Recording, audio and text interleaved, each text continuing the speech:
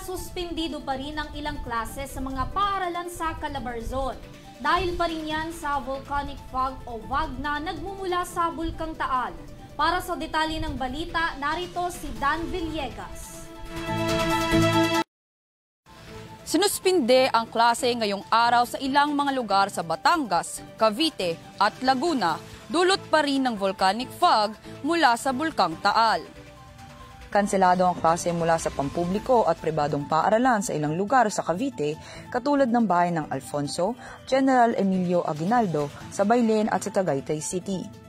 Sa Laguna naman, wala na ring klase sa lahat ng antas ng pampubliko at pribadong paaralan sa Los Baños at Cabuyao sa Laguna, habang suspendido rin ang klase simula kinder hanggang senior high school sa lugar ng Calamba. Sinabi ng Philippine Institute of Volcanology and Seismology o PHIVOLCS na maaaring magdulot ang VAG ng iritasyon sa mata at lalamunan, maging ang hirap ng paghinga.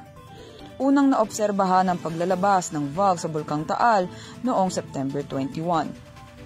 Pinapayuhan pa rin ang mga residente na apektado ng VAG na ugaliing magsuot ng face mask sa tuwing lalabas ng bahay para maiwasan ang mga epekto nito sa kalusugan.